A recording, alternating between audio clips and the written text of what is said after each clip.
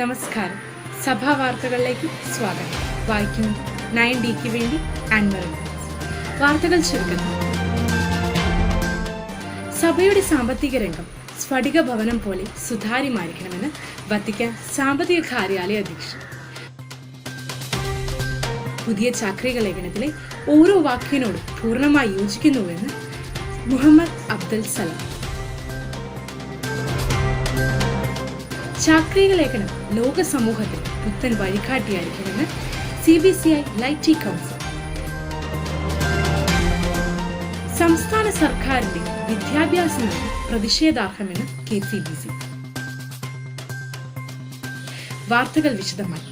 പരിശുദ്ധ സിംഹാസനത്തിന്റെ സാമ്പത്തിക രംഗം സ്ഫടിക ഭവനം പോലെ സുതാര്യമായിരിക്കണമെന്ന് വത്തിക്കാൻ സാമ്പത്തിക കാര്യാലയ അധ്യക്ഷൻ ഫാദർ ജുവാനെ ഗുവാരേറോ SJ പ്രസ്താവിച്ചു. റോമൻ കുരിയായുടെ 2019 വരവ് ചെലവ് കണക്കുകൾ പുറത്തുവിട്ട് സംസാരിക്കുകയായിരുന്നു അദ്ദേഹം. എല്ലാവരും സഹോദരങ്ങൾ എന്ന ഫ്രാൻസിസ് മാർപ്പാപ്പയുടെ പുതിയ ചാക്രിക ലേഖനത്തിലെ ഓരോ വാക്കിനോടും പൂർണ്ണമായി യോജിക്കുന്നുവെന്ന് മാനവ സഹോദര സമിതിയുടെ സെക്രട്ടറി ജനറൽ മുഹമ്മദ് അബ്ദുൽ സലാം പ്രസ്താവിച്ചു. ഫ്രാൻസിസ് മാർപ്പാപ്പയുടെ മൂന്നാം ചാക്രിക ലേഖനമായ എല്ലാവരും സഹോദരങ്ങൾ ലോക സമൂഹത്തിന് പുത്തൻ വഴികാട്ടിയായിരിക്കുമെന്നും പ്രശ്നസങ്കീർണമായ ആധുനിക ലോകത്തിന് സമാധാനത്തിന്റെയും സഹസമൃദ്ധത്തിന്റെയും പാത തുടരാൻ സഹായിക്കുമെന്നും CBCI ലൈറ്റി കൗൺസിൽ അഭിപ്രായപ്പെട്ടു.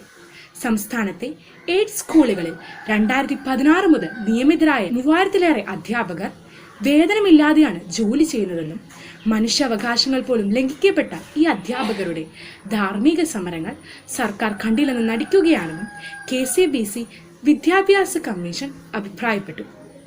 പുരോഹിതരാകാനുള്ള വിദ്യാർത്ഥികളുടെ എണ്ണം വർദ്ധിച്ചതിനെ തുടർന്ന് വിയറ്റ്നാമിലെ തായ്പിൻ രൂപതയിലെ സീക്രട്ട് ഹാർട്ട് മേജർ സെമിനാരി വികസിപ്പിക്കുന്നു.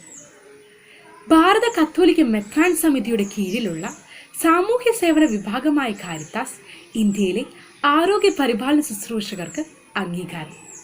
COVID-19 സാഹചര്യത്തിൽ രാജ്യത്തെങ്ങും നടത്തിയ ആരോഗ്യ സേവനങ്ങളെ അടിസ്ഥാനമാക്കി മികച്ച സന്നദ്ധ സംഘടനയ്ക്കുള്ള അംഗീകാരമാണ് 2020 കാരിത്താസ് ഇന്ത്യക്ക് നൽകിയത്. ജോസഫ് റാറ്റ്സിംഗർ ബെനഡിക്ട് 16 ഫൗണ്ടേഷന്റെ റാറ്റ്സിംഗർ അവാർഡ് പ്രഖ്യാപിച്ചു.